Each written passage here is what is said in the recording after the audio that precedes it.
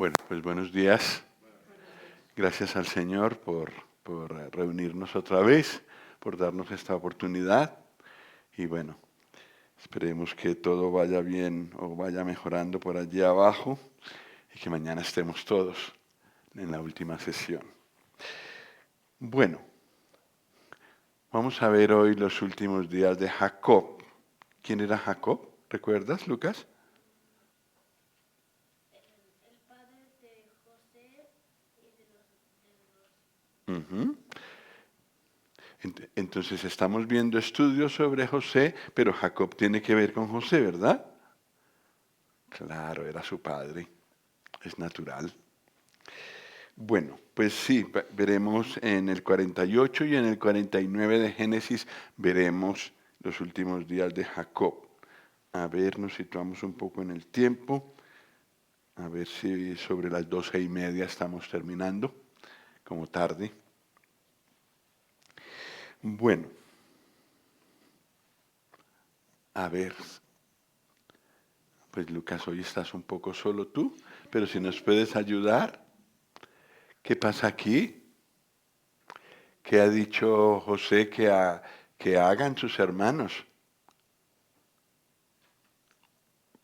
Que vayan a por Benjamín.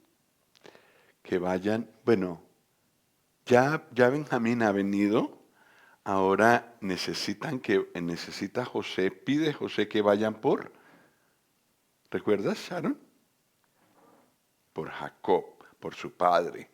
Y a él le envían carros, le envían muchas provisiones y ahora vienen y míralo, se parece, ¿no? Parece a José un poco mayor, pero es el padre que viene allí. Y sus hermanos, a ver, quizás gastaron 11 días. Es lo que dicen que medía en tiempo el, el trayecto entre Egipto e Israel. ¿Y cuánto tardaron los israelitas en hacer esa misma distancia? 40 años. Qué cosa, ¿no? Bueno, claro, ya los que volvieron en esos 40 años no recordaban nada de estos 11 días, de este viaje de 11 días. A lo mejor alguno más, si Jacob estaba un poco delicado. Además paró en Beerseba. ¿Y qué hizo en Beerseba? ¿Os acordáis? Levantar un altar. Hacía mucho tiempo que no levantaba un altar. Pero el Señor ahora en el último tiempo de su vida le hace levantar los ojos al cielo y ahora todo cambia para Jacob. ¿Y aquí qué ha pasado, Lucas? Su padre ve que es José el rey. ¿Mm? Que ve a José el rey. Sí, después de muchos años, 20 años, y pensando todo el rato que estaba muerto. Pero no estaba muerto, vivía. Y el Señor, mientras tanto, obró en José y obró en el Padre y obró en todos los hermanos a través de todo este tiempo. Me encanta que con el Señor siempre hay esperanza. Por imposibles que parezcan las cosas, por fijas que parezcan las cosas, el Señor es Dios de lo imposible y puede hacer lo que no nos imaginamos o aquello que no esperamos. Es más, dice en Efesios que Él es capaz de hacer más de lo que pedimos o imaginamos. O sea que Él siempre nos supera y siempre nuestras oraciones serán pobres en relación con toda la riqueza que Él puede darnos. Esto siempre es así, también para nosotros. Y es un gran gozo vivir y para, en mi caso, servir a un Dios así. Siempre hay esperanza, por oscuro que sea el panorama. Bueno, pues vamos al estudio. Vamos a mirar Génesis 47.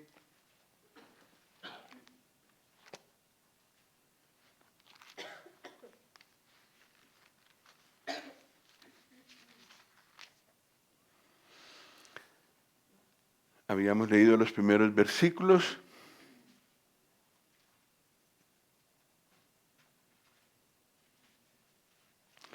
En los primeros versículos vemos la clase privilegiada de Egipto.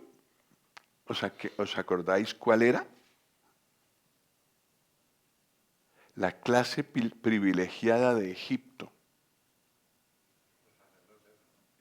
Los sacerdotes entre los egipcios. Pero hay otro pueblo que está habitando en lo mejor de la tierra, que tiene lo mejor de la tierra, por favor. José y la familia de José. Y ahora vamos a ver a los otros, los que nacieron allí, pero no tienen todo ese privilegio. 13 al 26. Vamos a leer, y bueno, si alguno por alguna razón quiere pasar el turno al otro, pues adelante. Del 13 al 26. ¿Empiezas, Daniel? No había pan en toda la tierra, y el hambre era muy grave, por lo que desfalleció el hambre de la tierra de Egipto y la tierra de Canaán. Y recogió José todo el dinero que había en la tierra de Egipto y en la tierra de Canaán, por los alimentos que de él compraban. Y metió José el dinero en casa de Faraón.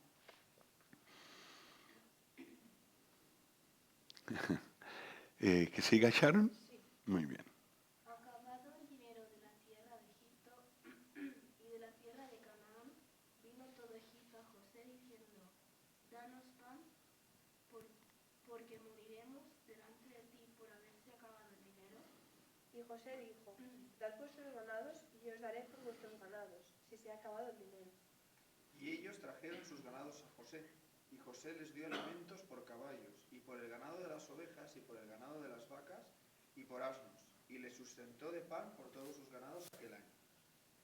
Acabado aquel año, vinieron a él el segundo año, y le dijeron, no encubrimos a nuestro señor que el dinero ciertamente se ha acabado.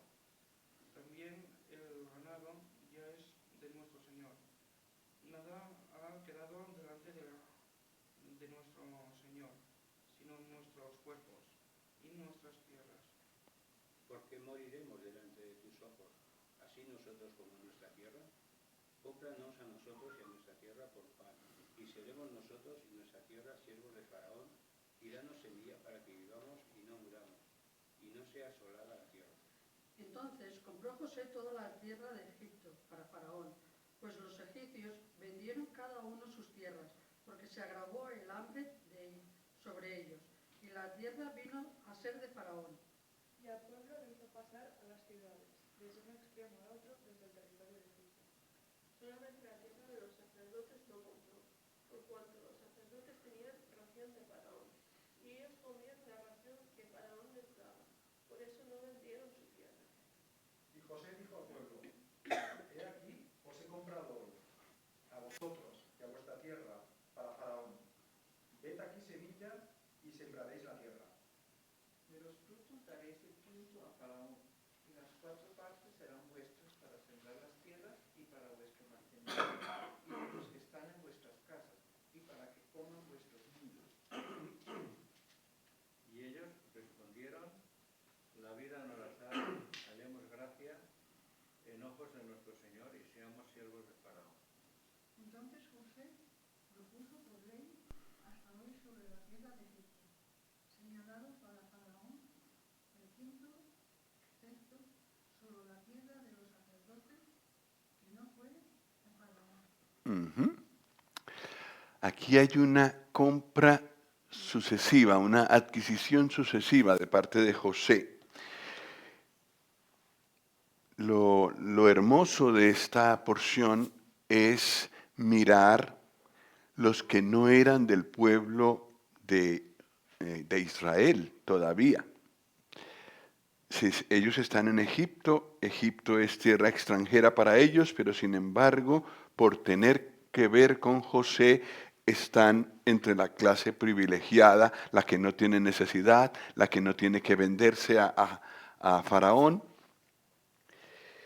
Pero lentamente el pueblo de Egipto va siendo adquirido para Faraón. Y eso nos ilustra la situación actual. Nosotros estamos en manos del Señor ya. Somos el grupo de personas, la familia de personas más importantes de esta tierra. El linaje escogido de esta tierra, los creyentes. Nadie más, ni siquiera el linaje de los reyes, que hay varios aún en el mundo, ni de los gobernantes, ni el G7, ni Bilderberg, todo lo que tú quieras poner ahí, lo más alto que existe sobre la tierra, no es tan escogido, no es linaje tan especial para el Señor como los creyentes. Eso es bueno que lo comprendamos y que lo gocemos en fe, porque a veces no nos sentimos así si miramos con estos ojos. Pero hay gente afuera que se está muriendo, que no es parte del pueblo de Dios. Ellos están muriendo. Y de ellos nos habla esta segunda parte. En este tiempo todavía hay muchos que están en perdición. Y de ellos también se ocupa el Señor. En el versículo 15 dice el pueblo de Egipto, ¿por qué moriremos delante de ti? Hay hambre, desfalleció de hambre la tierra de Egipto. Entonces, danos pan, ¿por qué moriremos delante de ti por haberse acabado el dinero? ¿Por qué moriremos delante de ti?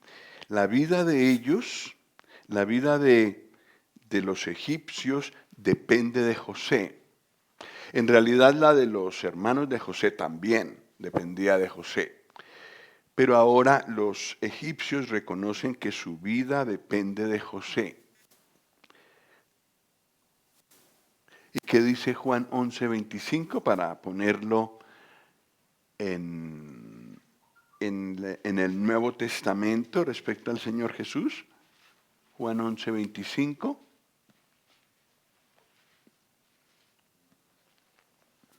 Le dijo Jesús, yo soy la resurrección y la vida, el que cree en mí, aunque esté muerto, vivirá. Sí. Es el Señor el que puede dar vida física, como en este caso, pero también vida espiritual.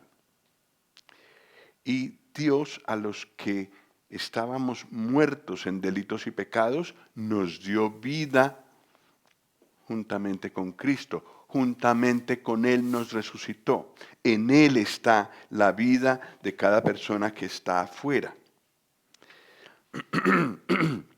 Y pues cada vez va siendo más difícil hablarle a las personas de su estado.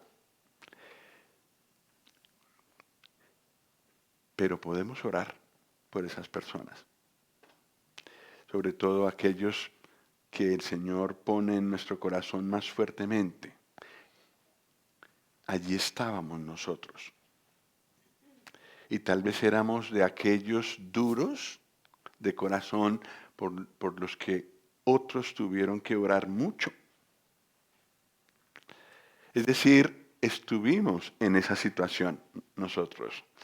Entonces podemos, si no es fácil hablar, y no siempre hay que hablar, a veces hay que callar, solo orar, solo mostrar una vida, pues como le agrada al Señor, esperanza, Nosotros tenemos esperanza, ellos no tienen esperanza. Eso se debe ver en la manera como vivimos, como reaccionamos. Entonces eso puede guiarlos al Señor, porque su vida, aunque ellos no lo reconozcan, aunque ellos no lo quieran aceptar, aunque ellos ni se les pase por la cabeza, su vida depende del Señor.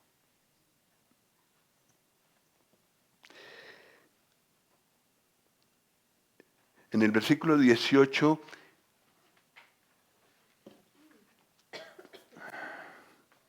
seguramente que debe ser como el 4º año de hambre. 2 años habían pasado cuando vinieron los hermanos de José, cuando él se dio a conocer a sus hermanos. Aún faltaban 5 años de hambre. Pues ahora ha pasado 1 año más, o quizás 2, y acabado aquel año, versículo 18, vinieron a él el segundo año y le dijeron, no encubrimos a nuestro Señor que el dinero ciertamente se ha acabado. También el ganado es ya de nuestro Señor. Nada ha quedado delante de nuestro Señor, sino nuestros cuerpos y nuestra tierra. Cada vez se están volviendo más pobres, cada vez toda esa riqueza va a Faraón a través de José.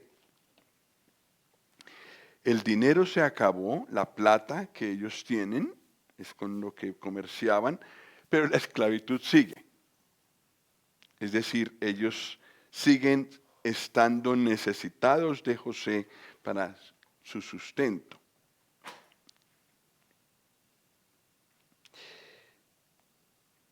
A ver, Lucas 7:42.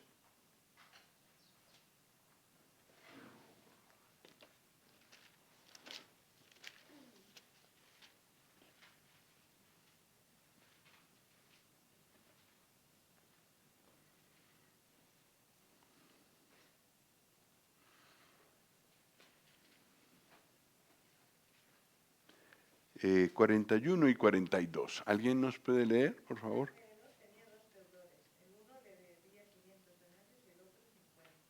No teniendo ellos con qué pagar, perdonó a uno. ¿Y pues cuál de ellos le amará más? Ujú. Este es el caso de las personas que están lejos del Señor, ¿no? Unos le deben más, es decir, se ve como que sí, han pecado más, a lo menos en lo que el hombre puede ver.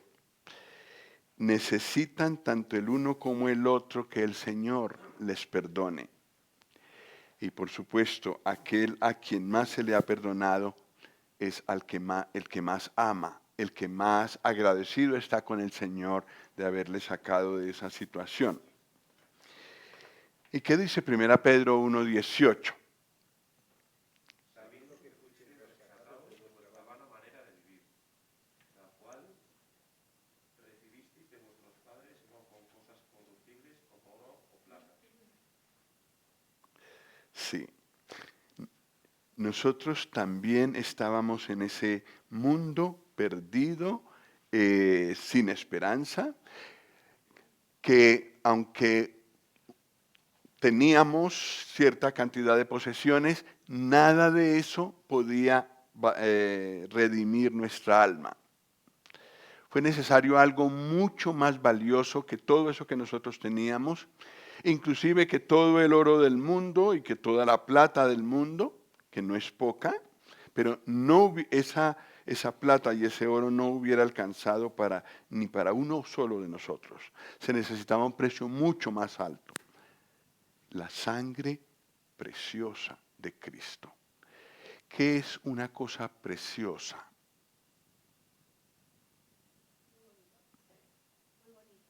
Muy bonita. ¿Y qué otra cosa? Que tiene un valor incalculable. ¿Cuál será el significado que tiene en 1 de Pedro 1:18 la palabra preciosa?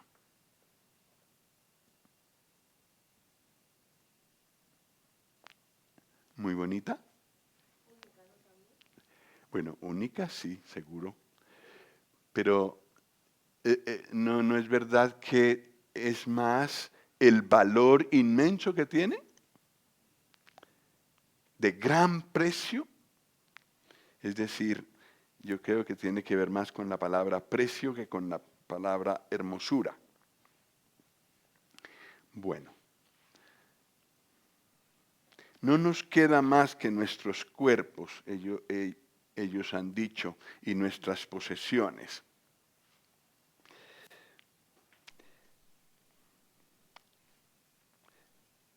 El Señor Jesús habló, bueno, el Nuevo Testamento habla de Él en cuanto a esto. Segunda Corintios 8:9. Porque ya conocisteis la gracia de nuestro Señor Jesucristo, que por amor a vosotros se hizo pobre, siendo rico, para que vosotros con su pobreza fueseis enriquecidos. Sí, Él era rico, nos lo dice el versículo, inmensamente rico, pero para poder rescatarnos tuvo que hacerse pobre. De tal manera que, mi suegro me recordó una vez, él no tenía coche.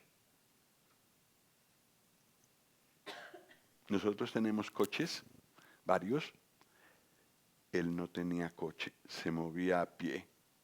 Tampoco tenía posesiones. Alguien hizo ese razonamiento alguna vez. Él siempre tuvo cosas prestadas o cosas que eran de otros.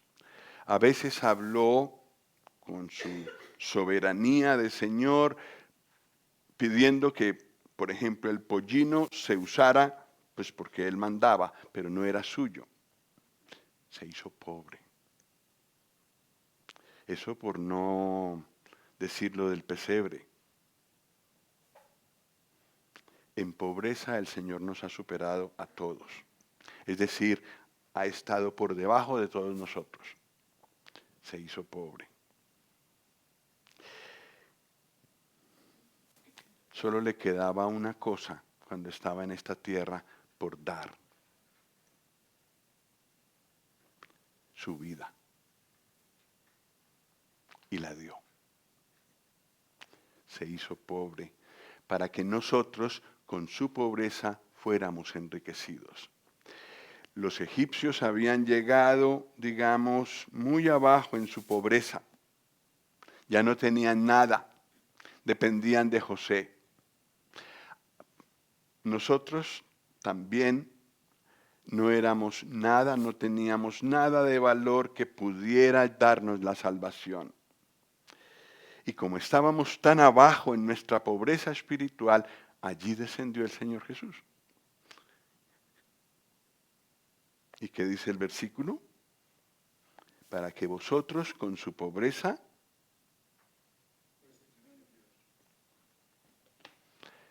y ahora, queridos y queridas creyentes, cuán ricos somos. ¿Alguno de vosotros puede contestar esa pregunta? ¿Cuán ricos somos? Ajá. Sí, tienes toda la razón. ¿Un versículo?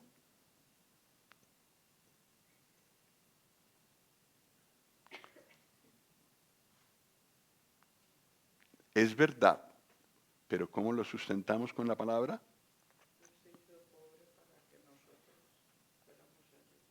Bueno, este es un versículo que dice que somos enriquecidos. Muy bien.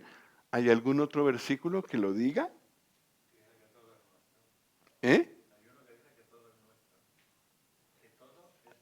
Vale, ¿dónde anda ese versículo? Pero sí, tienes razón. Si lo encontraras, allí describiría algo de lo ricos que somos. 1 Corintios 3, ¿no? 2, debe ser.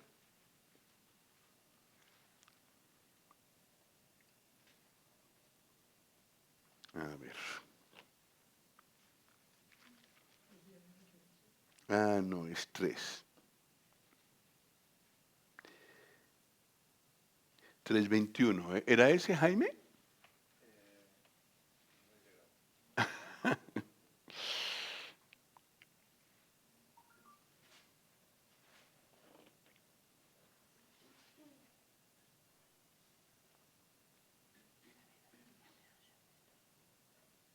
Así que ninguno se gloríe en los hombres, porque todo es vuestro. Ujú. Y sigue diciendo, ¿no? ¿Qué tenemos?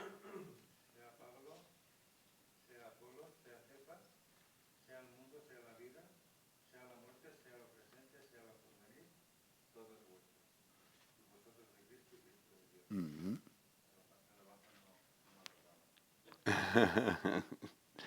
Sí, todo es vuestro. Si tenéis siervos de Cristo que os dan la palabra, por ejemplo, son vuestros. El Señor os los ha dado. No, por eso no debemos gloriarnos en los hombres. Todo es vuestro. ¿Algún otro versículo que nos describa un poco cuán ricos somos los creyentes?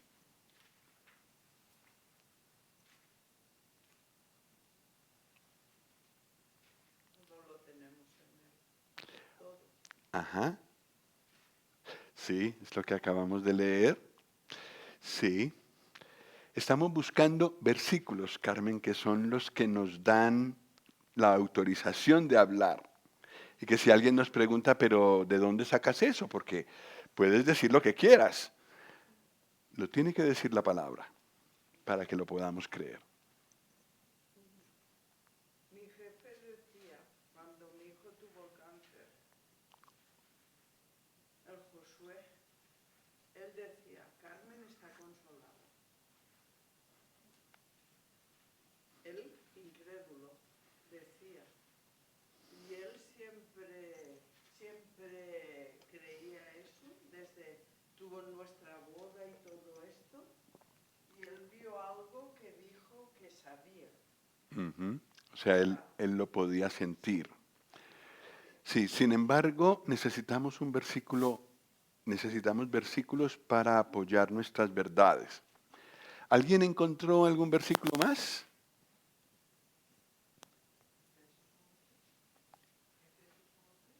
Efesios 1:3. Sí, en ese estaba pensando.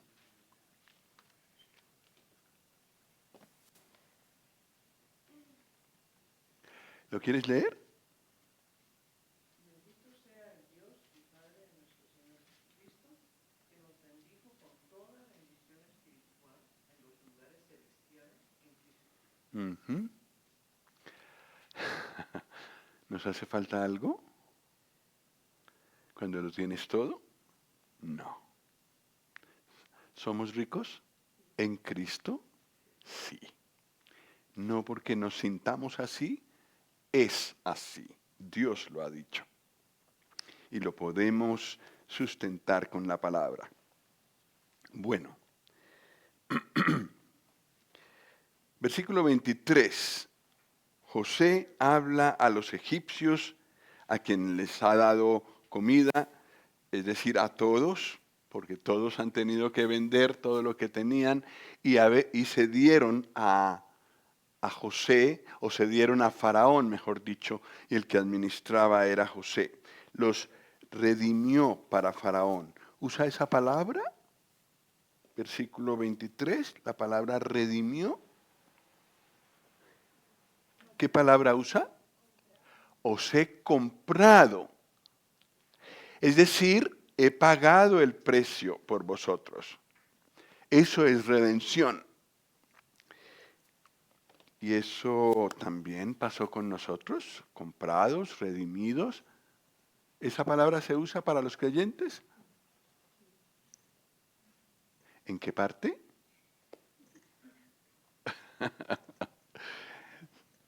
Lo que pasa es que cuando tienes versículos, las cosas que dices valen para ti y para todo el mundo. Y cualquiera que te pregunte, el punto final de la discusión es, la Biblia lo dice. ¿Dónde dice la Biblia que hemos sido comprados o redimidos? Romanos 8. A ver. A lo mejor, ¿eh?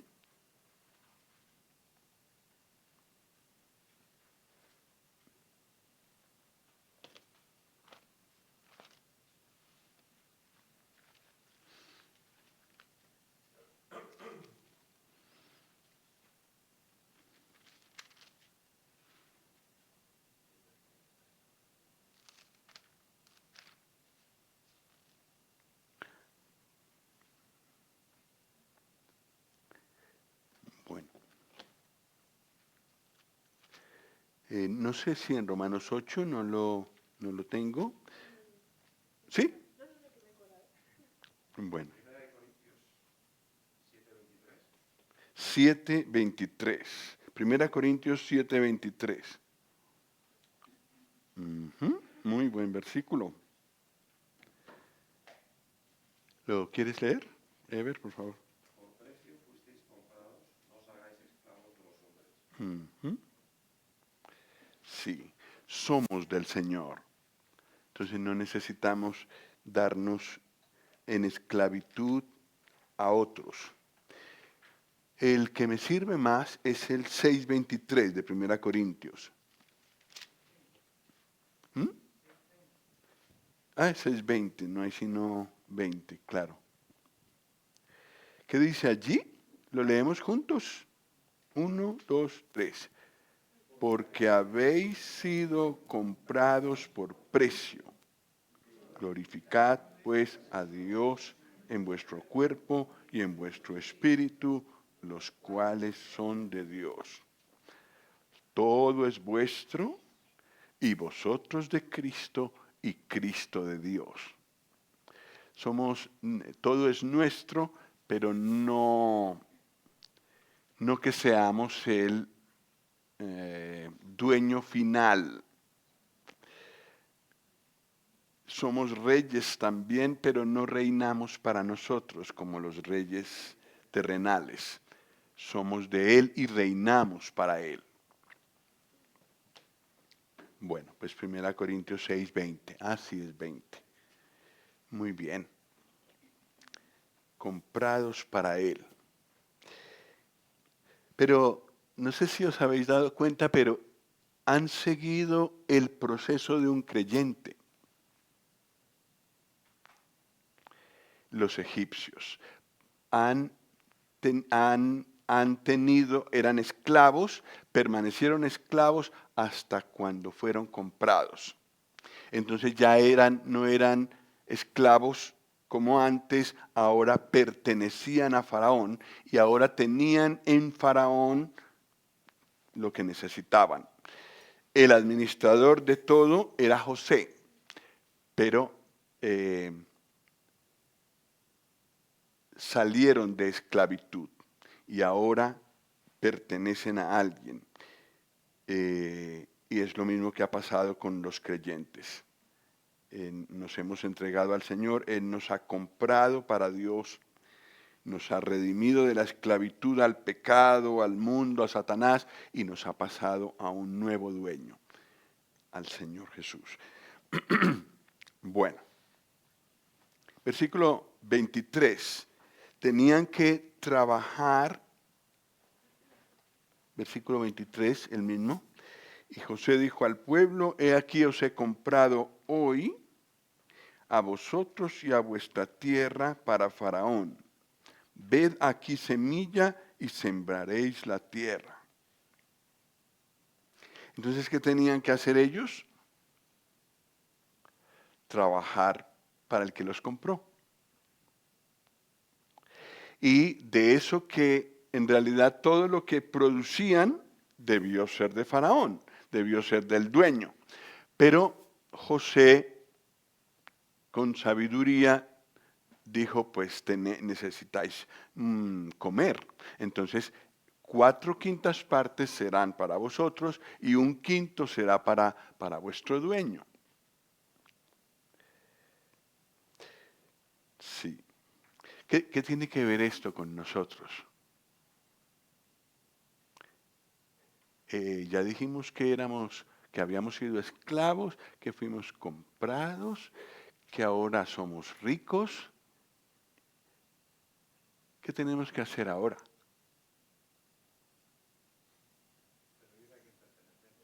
Servir a quien pertenecemos. Trabajar para aquel que nos compró. ¿Un versículo que lo diga? Dice así que hermanos, Romanos 12, dice así que hermanos os ruego por las misericordias de Dios que presentéis vuestros cuerpos en sacrificio vivo, santo, agradable a Dios, que es vuestro culto racional. Un buen versículo. Aunque en este versículo que has leído, Pablo ruega, no manda, apela a la conciencia. Hay otro versículo donde habla un poco más fuerte.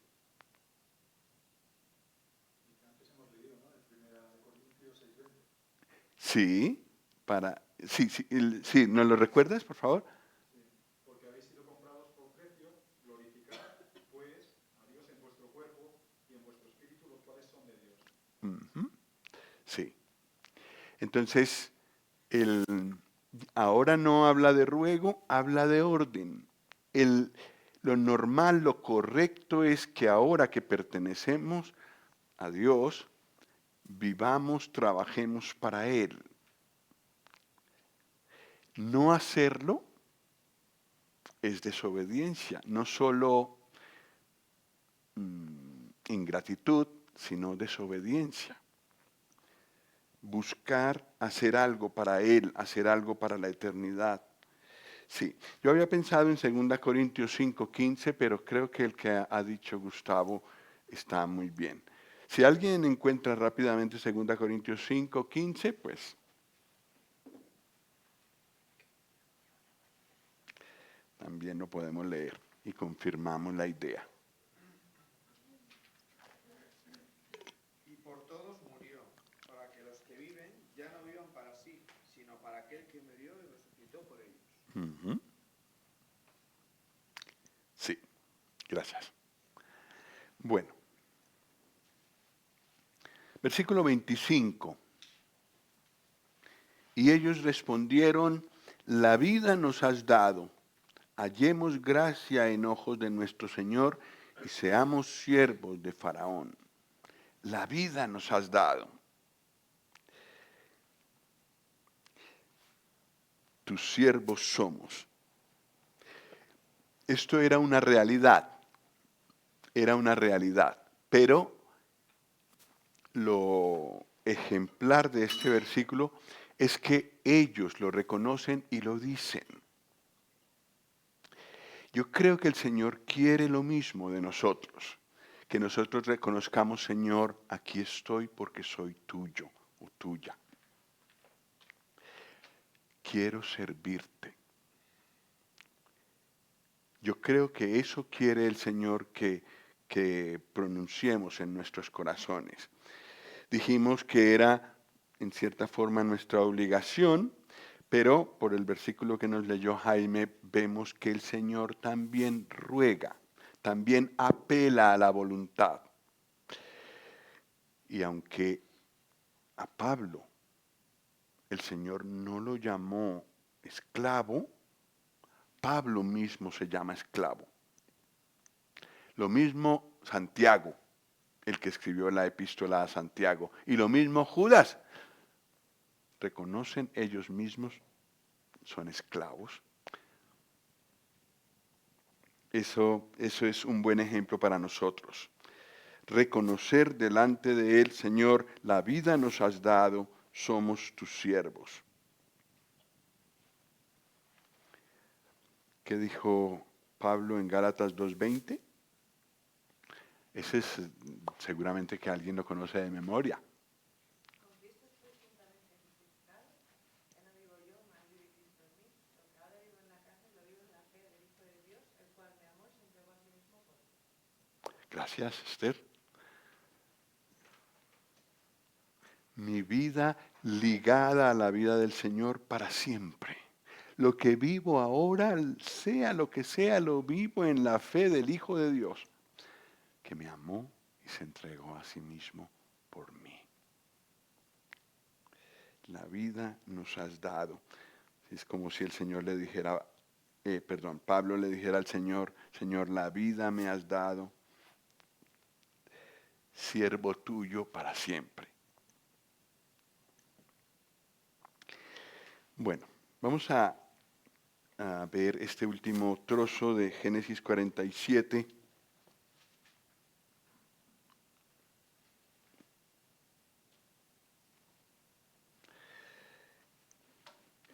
Leemos del 27 al 31. Qué hermoso trozo. Gustavo, ¿tú tienes acceso a la Biblia textual cuarta edición? Es que vamos a necesitar tu ayuda para el versículo 31.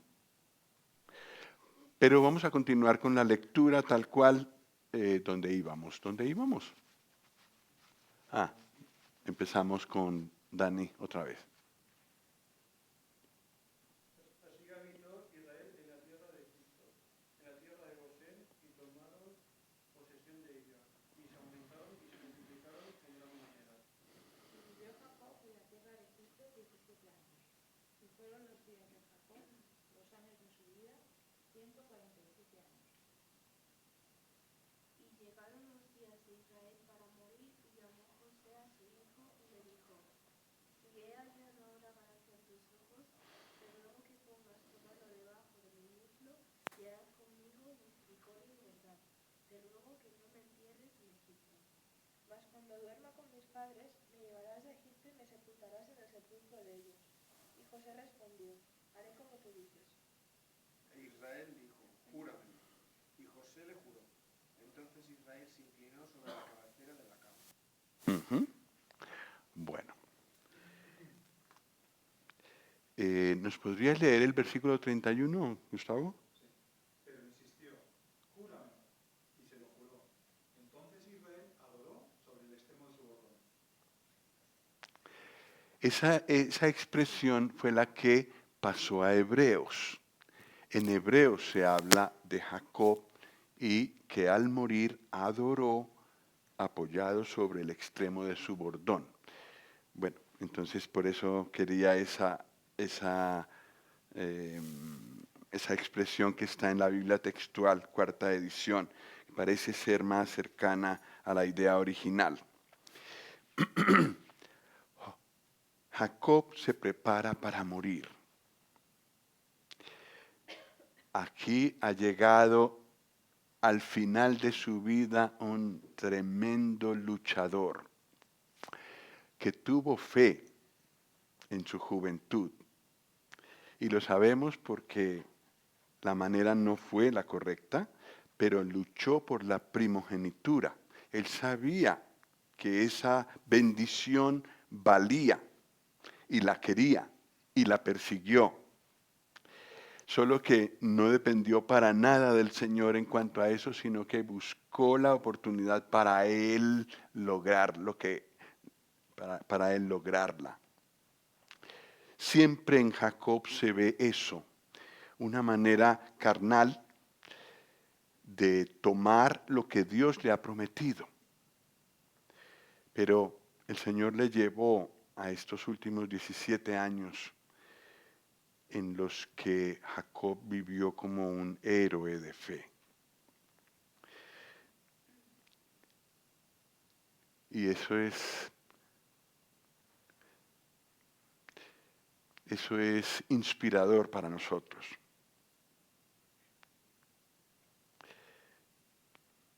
Porque las vidas nuestras se parecen a la de Jacob, unos más, otros menos. Pero también muchas veces nos cuesta trabajo creer las promesas de Dios.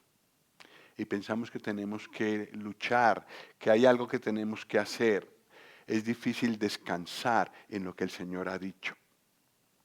Ese era Jacob, siempre moviéndose, siempre inquieto, siempre protegido por el Señor. Él lo sabía, él lo había visto muchas veces y otra vez volvía a lo mismo. Pero al Jacob que entrega a Benjamín, que entrega a Simeón si hace falta, que pone en las manos del Señor el resto de su vida, ese es el Jacob ejemplar y el que nos pinta en los últimos capítulos de Génesis. El Señor, cuánta paciencia tuvo para con Jacob. De los ¿cuántos años fue que vivió? 100, ¿dónde es que lo pone? 147 años. Tal vez los últimos 20, quizás, los últimos 18, 19 años fueron como Israel, no como Jacob, como Israel. Qué paciencia la del Señor conducir a este hombre que había elegido hasta este punto. Y qué paciencia la que el Señor tiene con nosotros para hacernos llegar a ese punto. Jacob mora en Egipto 17 años. Y tal vez el Señor empezó un año antes a obrar en su corazón más fuertemente. Y en el versículo 29, Jacob le dice a José, no me entierres en Egipto. ¿Dónde tenía puesta la mirada Jacob, aunque estaba en Egipto, un lugar donde tenía prosperidad, donde tenía todo lo que necesitaba, donde estaba súper protegido? ¿Dónde tenía la mirada Jacob?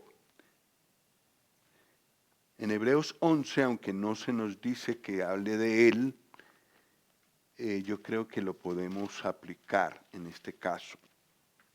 Hebreos 11, 13 al 16. Si alguien puede leernos, por favor.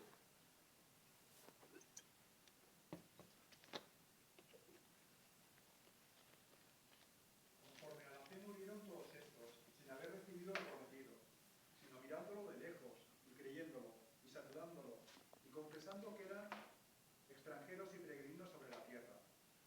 Porque los que esto dicen, claramente dan a entender que buscan una patria.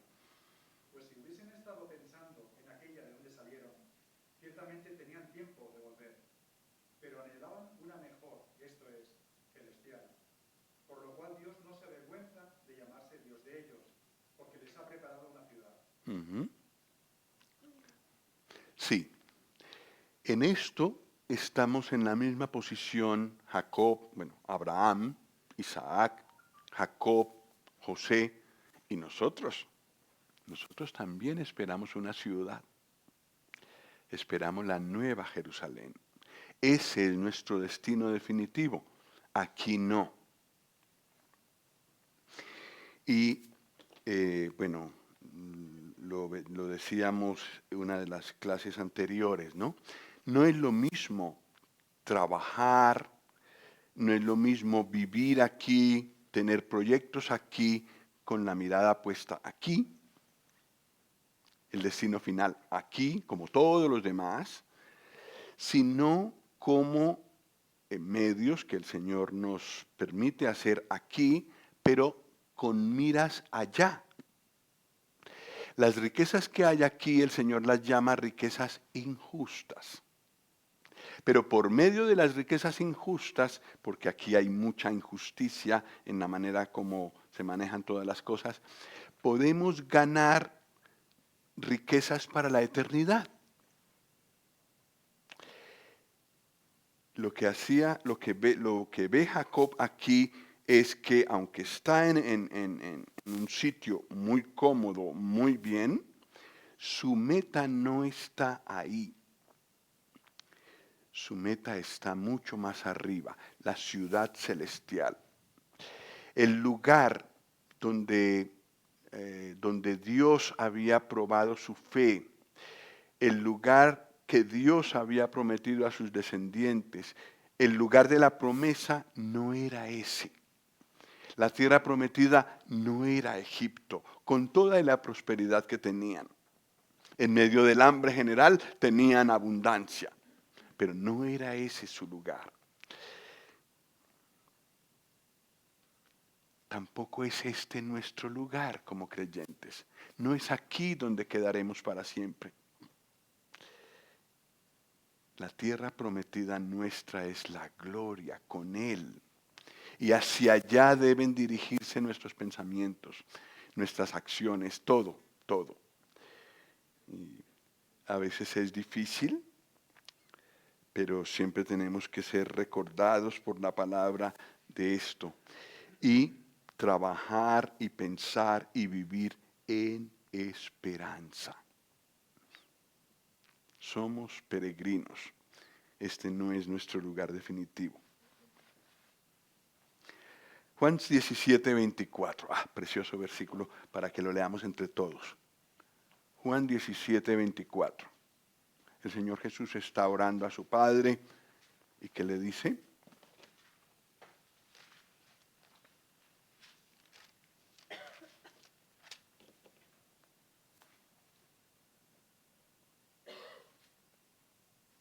¿Lo leemos?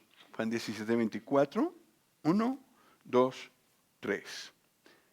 Padre, aquellos que me has dado, quiero que donde yo estoy, también ellos estén conmigo, para que vean mi gloria que me has dado, porque me has amado desde antes de la fundación del mundo. ¿Dónde nos quiere tener el Señor a los creyentes?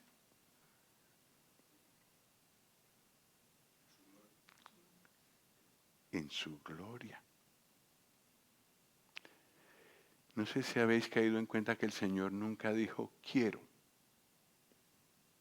Siempre rogaba, pedía a su Padre, pero aquí dice quiero.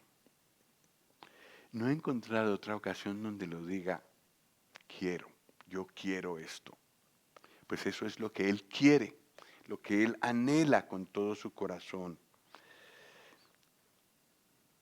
Tenernos con Él para siempre.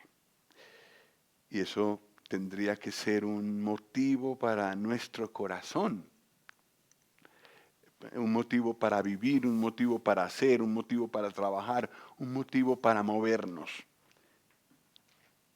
El que estaremos con Él y Él lo está anhelando, Él está deseando que es ese momento. Y ocurrirá. Ocurrirá. Entonces Jacob adora apoyado sobre el extremo de su bordón. Es lo que dice la Biblia textual, cuarta edición. Aquí en nuestra Reina Valera dice, entonces Israel se inclinó sobre la cabecera de la cama. Sí. Lo importante de la expresión que está en la Biblia textual es que adoró. Adoró. Pocas veces se le ve a Jacob en esta condición. Adorar.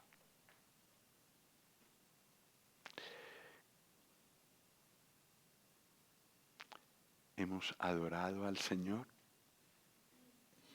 ¿Lo adoramos con cierta frecuencia? Esto nos hace pensar, ¿cierto? Cuando tenemos esperanza, cuando estamos apegados a Él, cuando vemos toda la riqueza que Él nos ha dado, cuando vemos todo lo que somos, cuando miramos afuera y vemos que allí íbamos nosotros y que el Señor en cierto momento nos sacó de allí y nos puso en su camino, es para postrarse delante de Él y adorar. Y que el Señor nos ayude a tener esa experiencia ya desde aquí. En la gloria lo haremos, pero lo podemos hacer desde ya. Adorar. Y adorar es una expresión que no siempre necesita palabras. Es una rendición completa delante de Él. Es un perder la noción del tiempo y del espacio aquí y estar con Él. Y no solo con las palabras, no solo con los pensamientos, sino con el corazón. Señor, te adoro. Eso supera la gratitud, aunque la incluye, supera la alabanza, aunque la incluye, es una rendición completa a sus pies. Y si lo puedes hacer de rodillas e inclinado rostro a tierra, es en privado. Sí. Pero esto de tener este corazón así, completamente rendido a Él, nos hace falta. Y Él lo quiere y Él lo merece. Aquí termina la vida de Jacob. Bueno, después en el capítulo 50 veremos que lo llevan a enterrar. Pero ¿os imagináis el trofeo de la gracia de Dios que es este hombre?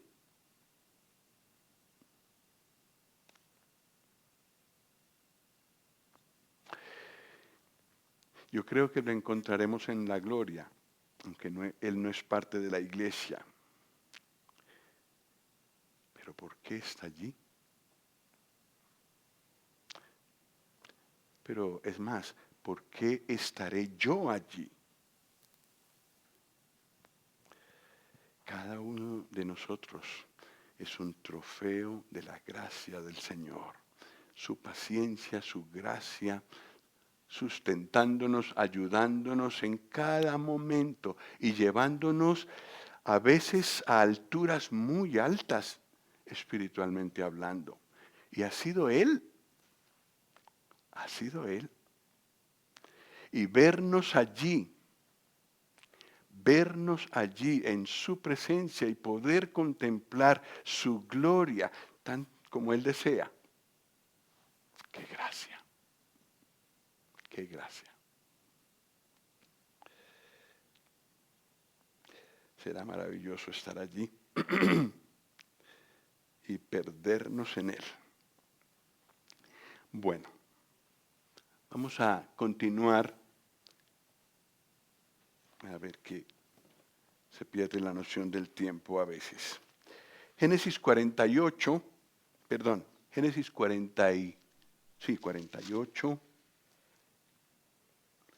Vamos a leer. Sí, lo podemos leer todo el capítulo porque la historia es muy interesante. ¿Dónde habíamos quedado en la lectura? Va, adelante. Sucedió después de estas cosas que dijeron a José: He aquí tu padre es enfermo. Y él tomó consigo a sus dos hijos, Manasés y Efraín. Y se le hizo saber a Jacob diciendo: He aquí tu hijo José viene a ti. Entonces se esforzó Israel y se sentó sobre la cama. Y dijo José: el Dios omnipotente me ha aparecido en luz en la tierra de Canaán, y me bendijo. Y me dijo: He aquí yo te haré crecer y te multiplicaré, y te pondré por estirpe de la tierra, y daré esta tierra a tu descendencia después de ti por heredad perpetua. Y ahora tus dos hijos, Efraín y Manasés, que te nacieron de la tierra de Egipto, antes que viniese a ti, a la tierra de Egipto, míos son, como Rubén y Simeón serán míos. Y los que después de ellos has engendrado serán tuyos. Por el nombre de sus hermanos serán llamados en sus heredades. Porque cuando yo venía de Padán Aram, se me murió Rachel en la tierra de Canaán, en el camino, como media legua de tierra viniendo a Efrata. Y la sepulté allí en el camino de Isaac, que es Belén. Y vio Israel los hijos de José y dijo: ¿Quiénes son estos?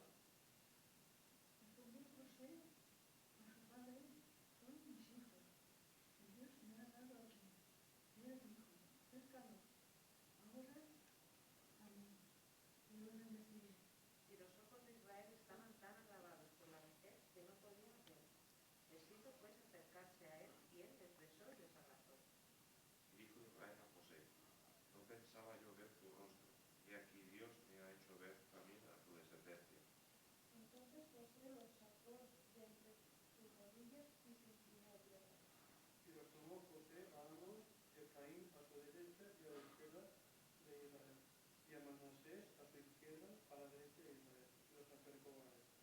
Entonces Israel extendió su mano derecha y la puso sobre la cabeza de Efraín, que era el menor, y su mano izquierda sobre la cabeza de Manasés, colocando así sus manos al revés, aunque Manasés era el primogénito. Y bendijo a José diciendo, el Dios en cuya presencia anduvieron mis padres Abraham e Isaac, el Dios que mantiene desde que yo soy hasta este día, el ángel que me liberta de todo mal, bendiga a estos jóvenes y sea perpetuado en ellos mi nombre, y el nombre de mis padres, Abraham. Y el nombre de mis padres, Abraham e Isaac, y multiplíquense en gran manera en medio de la tierra. Pero viendo José que su padre ponía la mano derecha sobre la cabeza de Efraín, le causó esto disgusto, y asió la mano de su padre para cambiarla de la cabeza de Efraín a la cabeza de Manasés.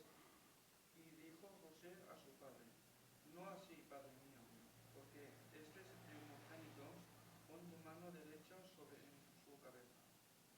Mas su padre no quiso y dijo, lo sé, hijo mío, lo sé. También él vendrá a ser un pueblo y será también engrandecido, pero su hermano menor será más grande que él, y su descendencia formará multitud de naciones. Y los bendijo aquel día diciendo, en ti bendecirá Israel diciendo, hágase Dios como a Efraín y como a Manasés, y como a Efraín antes de Manasés. Y dijo Israel a José, he aquí yo muero, pero Dios estará con vosotros, y os hará volver a la tierra de vuestros padres.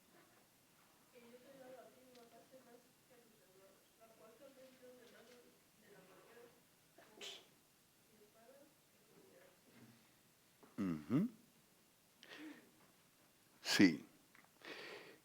Jacob le dio una parte más que a sus hermanos, a José. Le dio a José una parte más que a sus hermanos. Es decir, lo trató como el primogénito. En el capítulo 49, versículo 3, está Jacob bendiciendo a Rubén. Y en el versículo 3, ¿qué dice? ¿Alguien lo lee, por favor? Rubén, tú eres mi primogénito, mi fortaleza y el principio de mi vigor. Principal en dignidad, principal en poder. ¿Y 4? Impetuoso como las aguas, no serás el principal, por cuanto subiste al lecho de tu padre. Entonces te envileciste subiendo a mi estrado. Perdió la primogenitura. En cambio, en los derechos, el tratamiento de primogénito se le dio a José. El tratamiento del primogénito está en Deuteronomio 21. Deuteronomio 21, 15.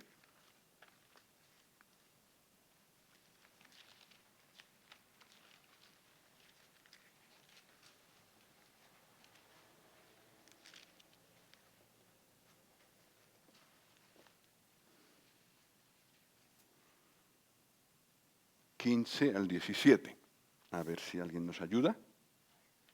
Si un hombre tuviere dos mujeres, la una amada y la otra aborrecida, y a la amada y la aborrecida le hubiere dado hijos, y el hijo primogénito fuere de la aborrecida, en el día que hiciere heredar a sus hijos lo que tuviere, no podrá dar el derecho de primogenitura al hijo de la amada con preferencia al hijo de la aborrecida, que es el primogénito. Mas al hijo de la aborrecida reconocerá como primogénito, para darle el doble de lo que correspondiere a cada uno de los demás, porque él es el principio de su vigor, y suyo es el derecho de la primogenitura.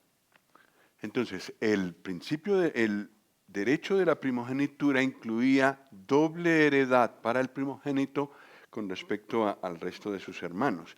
Y eso es lo que José recibe aquí. Jacob le dice, dame tus dos hijos, estos dos serán míos y serán contados entre el resto. ¿Y qué es lo que vemos cuando fue repartida la tierra de Canaán? No hay tribu de José, hay tribu de Efraín y tribu de Manasés, y son contados entre los 12 hijos de Jacob. José tuvo ese privilegio de ser el primogénito. Tuvo el derecho de la primogenitura. En algún versículo, pero creo que no lo tengo aquí, dice exactamente eso, que a José le fue dada la primogenitura. Pero en todo caso lo vemos tratado por Jacob así. Y luego cuando bendice Jacob a los dos jóvenes, a los dos hijos de José, que entonces eran hijos suyos, fueron adoptados como hijos suyos en cuanto a herencia y en cuanto a bendición, por primera vez veo yo a Jacob superior en discernimiento espiritual a José. Todo el tiempo que José estuvo en Egipto, se portó mucho mejor como creyente, pudo asimilar y gestionar todo lo que hicieron sus hermanos a causa de la fe que tuvo en el Señor, de su manera de vivir con Él. Pudo verle en su vida allí en la casa de Potifar, en la cárcel, luego con el faraón. Siempre está al lado del Señor y siempre le vemos a José altamente inteligente en lo espiritual. Pero aquí no. Aquí su padre le supera. Y eso me gusta mucho porque siempre todos nosotros tenemos esperanza de mejorar espiritualmente. En todo momento. Podría decir que Jacob, hombre, está un poco tarde para caer en cuenta de las cosas. Pero el Señor lo guió así. Y ahora está disgustado José, el sabio José, el obediente José, y es Israel, es Jacob el que le tiene que corregir. Sabía lo que era la voluntad del Señor y así lo hizo. Bueno, ¿y qué tiene que ver el primogénito con el Señor Jesús?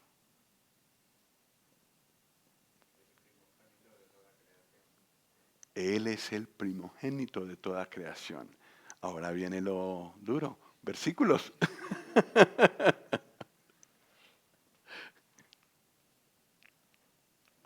Es muy fácil porque hay 7 veces en el Nuevo Testamento que se le llama primogénito. Ay, debería haber escondido esto.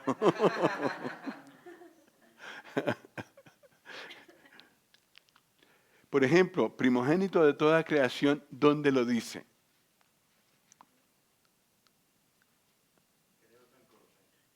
Sí, está en Colosenses. Muy bien, Jaime.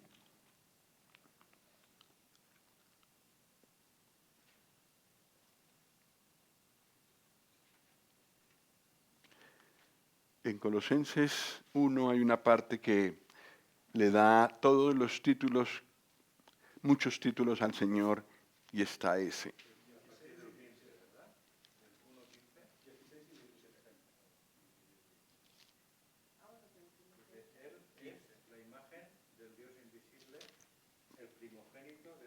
Ajá.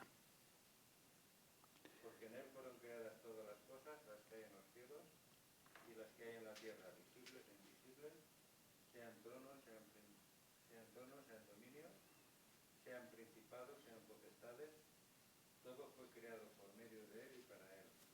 Y él es antes de todas las cosas, y todas las cosas en él subsisten. Y si lees el 18, hay otra vez que dice primogénito. Y él es la cabeza del cuerpo, que es la iglesia, él que es el principio, el primogénito de entre los muertos, para que en todo tenga la preeminencia. Primogénito. Y estuve mirando esto de la del Señor Jesús como primogénito, y efectivamente lo encontré 7 veces referidos a Él. Aparece más la palabra, 9 veces en total, pero 2 no tienen que ver con Él. Pero estas 7 sí. Es significativo, ¿verdad? El primogénito. Bueno.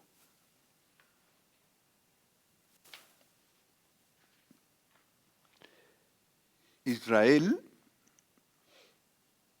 ¿sí usa Israel o usa Jacob allí en Génesis 48?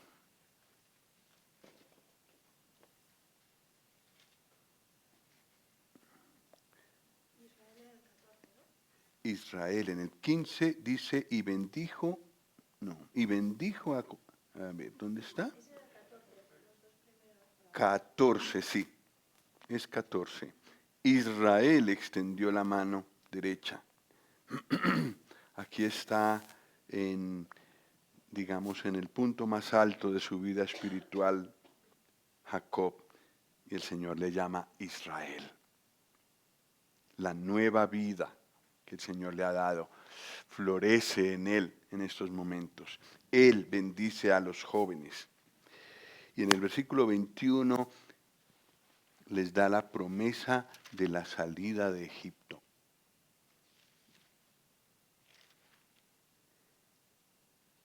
Os hará volver a la tierra de vuestros padres.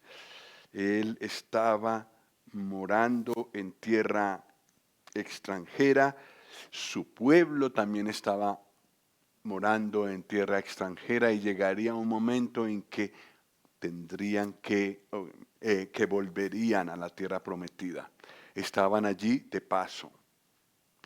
¿Cuándo fue que fueron llevados a la tierra prometida? ¿A Canaán?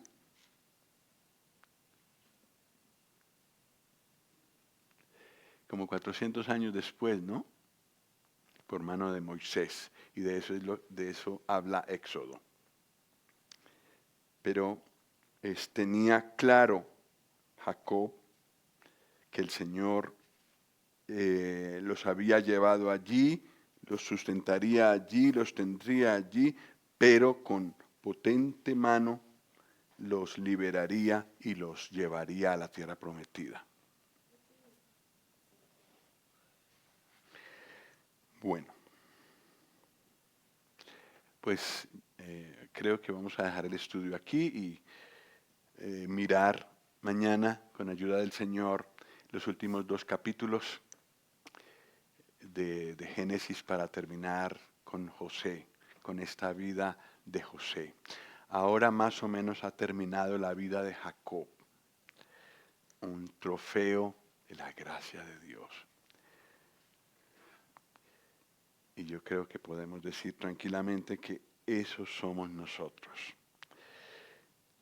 Que el Señor nos ayude, porque ese es su propósito, ese es su deseo.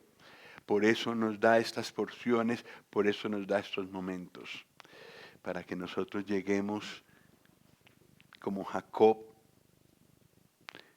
nos enfoquemos y pensemos en la posición que tenemos en el Señor Jesús, le agradezcamos lo que somos y nos dispongamos de nuevo para que sus propósitos se cumplan con nosotros, sus altísimos propósitos se cumplan con nosotros. Pues Dios mediante seguiremos mañana.